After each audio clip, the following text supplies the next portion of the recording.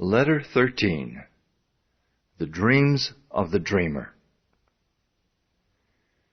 Physical science is responsible for the marvelous age of invention in which we are now living. But spiritual science is now setting out on a career whose possibilities no one can foretell. Spiritual science has heretofore been the football of the uneducated, the superstitious, the mystical, but men are now interested in definite methods and demonstrated facts only.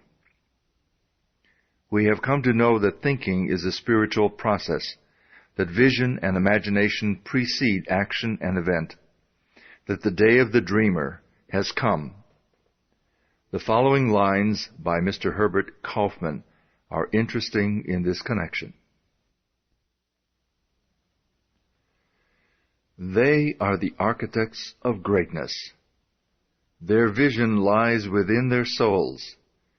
They peer beyond the veils and mists of doubt and pierce the walls of unborn time.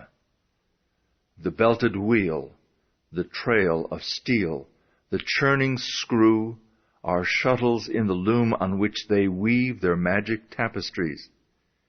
Makers of empire, they have fought for bigger things than crowns and higher seats than thrones. Your homes are set upon the land a dreamer found. The pictures on its walls are visions from a dreamer's soul.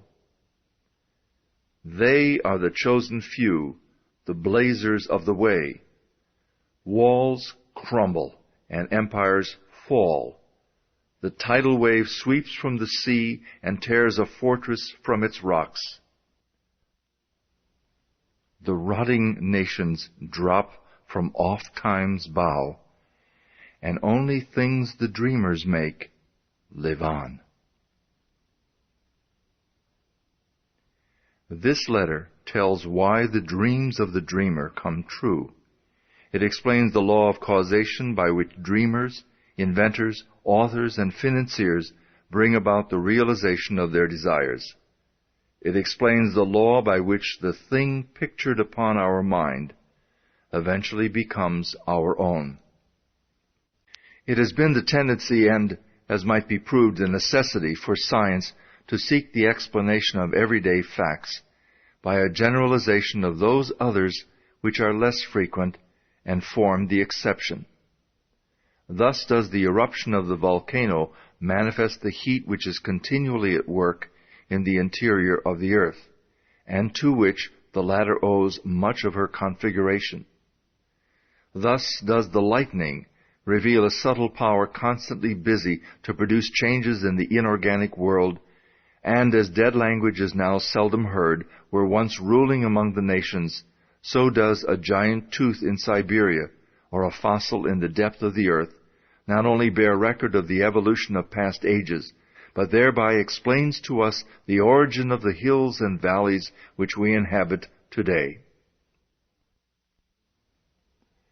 In this way, a generalization of facts which are rare, strange, or form the exception, has been the magnetic needle guiding to all the discoveries of inductive science. This method is founded upon reason and experience, and thereby destroyed superstition, precedent, and conventionality. It is more than 200 years since Lord Bacon recommended this method of study, to which the civilized nations owe the greater part of their prosperity and the more valuable part of their knowledge, purging the mind from narrow prejudices and denominated theories more effectually than by the keenest irony, calling the attention of men from heaven to earth more successfully by surprising experiments than by the most forceful demonstrations of their ignorance, educating the inventive faculties more powerfully by the near prospect of useful discoveries thrown open to all than by the talk of bringing to light the innate laws of our mind. The method of Bacon has seized the spirit and aim of the great philosophers of Greece and carried them into effect by the new means of observation which another age offered, thus gradually revealing a wondrous field of knowledge in the infinite space of astronomy, in the microscopic egg of embryology, and the dim age of geology, disclosing an order of the pulse which is the logic of Aristotle could never have unveiled, and analyzing into formerly unknown elements the material combinations which no dialectic of the scholastics could force apart. It has lengthened life. It has mitigated pain. It has extinguished diseases. It has increased the fertility of the soil. It has given new securities to the mariner. It has spanned great rivers with bridges of form unknown to our fathers. It has guided the thunderbolt from heaven to earth. It has lighted up night with the splendor of day. It has extended the range of human vision. It has multiplied the power of the human muscles. It has accelerated motion. It has annihilated distance. It has facilitated intercourse, correspondence, all friendly offices, all dispatch of business. It has enabled men to descend into the depths of the sea, to soar into the air, to penetrate securely into the noxious recesses of the earth. This, then, is the true nature and scope of induction. But the greater the success which men have achieved in the inductive science, the more does the whole tenor of their teachings and example impress us with the necessity of observing carefully, patiently, accurately, with all the instruments and resources at our command, the individual facts, before venturing upon a statement of general laws. To ascertain the bearing of the spark drawn from the electric machine under every variety of circumstances, that we thus may be emboldened with Franklin to address, in the form of a kite, the question to the cloud about the nature of the lightning. To assure ourselves of the manner in which bodies fall with the exactness of a Galileo, that with Newton we may dare to ask the moon about the force that fastens it to the earth. In short, by the value we set upon truth, by our hope in a steady and universal progress, not to permit a tyrannical prejudice to neglect or mutilate unwelcome facts, but to rear the superstructure of science upon the broad and unchangeable basis of full attention paid to the most isolated as well as the most frequent phenomena.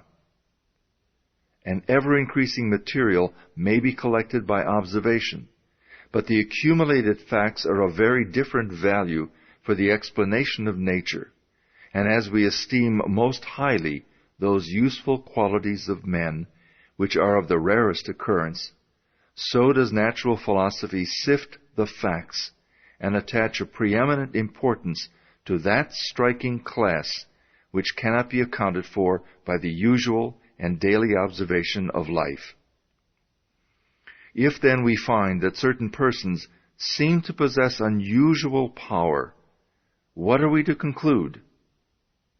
First, we may say it is not so, which is simply an acknowledgment of our lack of information, because every honest investigator admits that there are many strange and heretofore unaccountable phenomena constantly taking place.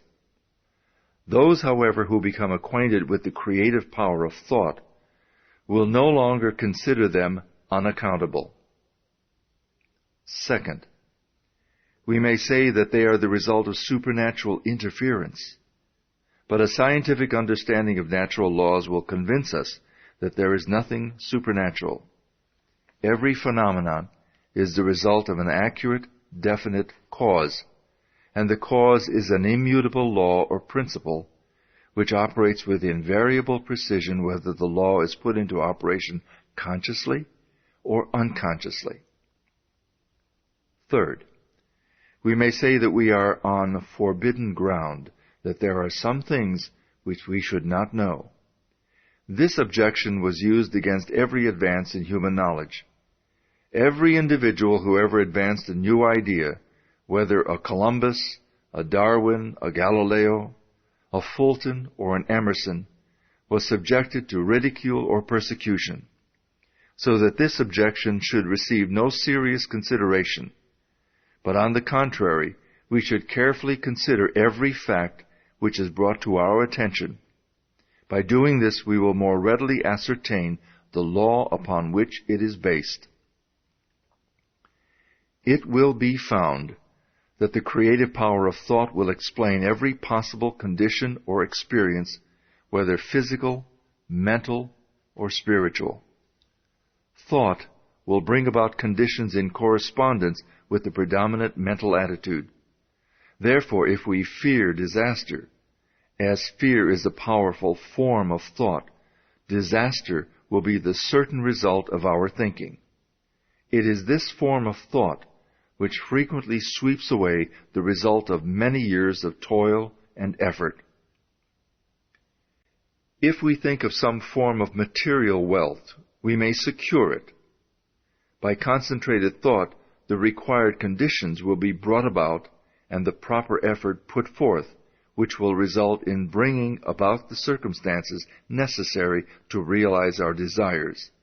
But we often find that when we secure the things we thought we wanted, they do not have the effect we expected. That is, the satisfaction is only temporary, or possibly is the reverse of what we expected. What, then, is the proper method of procedure? What are we to think in order to secure what we really desire?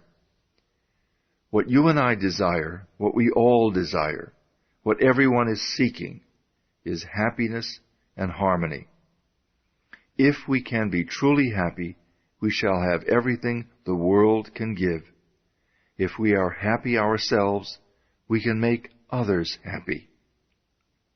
But we can't be happy unless we have health, strength, congenial friends, pleasant environment, and sufficient supply not only to take care of our necessities, but to provide for those comforts and luxuries to which we are entitled.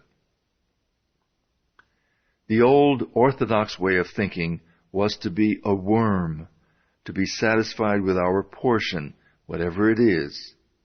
But the modern idea is to know that we are entitled to the best of everything, that the Father and I are one, and that the Father is the universal mind, the Creator, the original substance from which all things proceed. Now, admitting that this is all true in theory, and it has been taught for 2,000 years, and is the essence of every system of philosophy or religion, how are we to make it practical in our lives? How are we to get the actual, tangible results here and now? In the first place, we must put our knowledge into practice. Nothing can be accomplished in any other way. The athlete may read books and lessons on physical training all his life, but unless he begins to give out strength by actual work, he will never receive any strength. He will eventually get exactly what he gives, but he will have to give it first. It is exactly the same with us. We will get exactly what we give, but we shall have to give it first. It will then return to us manyfold, and the giving is simply a mental process, because thoughts are causes and conditions are effects. Therefore, in giving thoughts of courage, inspiration, health, or help of any kind, we are setting causes in motion which will bring about their effect. Thought is a spiritual activity and is therefore creative. But make no mistake, thought will create nothing unless it is consciously, systematically, and constructively directed. And herein is the difference between idle thinking, which is simply a dissipation of effort, and constructive thinking, which means practically unlimited achievement. We have found that everything we get comes to us by the law of attraction. A happy thought cannot exist in an unhappy consciousness. Therefore, the consciousness must change, and as the consciousness changes, all conditions necessary to meet the changed consciousness must gradually change in order to meet the requirements of the new situation. In creating a mental image or an ideal, we are projecting a thought into the universal substance from which all things are created. The universal substance is omnipresent, omnipotent, and omniscient. Are we to inform the omniscient as to the proper channel to be used to materialize our demand? Can the finite advise the infinite? This is the cause of failure, of every failure. We recognize the omnipresence of the universal substance, but we fail to appreciate the fact that this substance is not only omnipresent, it is omnipotent and omniscient, and consequently will set causes in motion concerning which we may be entirely ignorant. We can best conserve our interests by recognizing the infinite power and infinite wisdom of the universal mind, and in this way become a channel whereby the infinite can bring about the realization of our desire. This means that recognition brings about realization. Therefore, for your exercise this week, make use of the principle. Recognize the fact that you are a part of the whole, and that a part must be the same in kind and quality as the whole. The only difference there can possibly be is in degree. When this tremendous fact begins to permeate your consciousness, when you really come into a realization of the fact that you, not your body, but the ego, the I, the spirit which thinks, is an integral part of the great whole, that it is the same in substance, in quality, in kind, that the Creator could create nothing different from Himself, you will also be able to say, the Father and I are one. And you will come into an understanding of the beauty, the grandeur, the transcendental opportunities which have been placed at your disposal.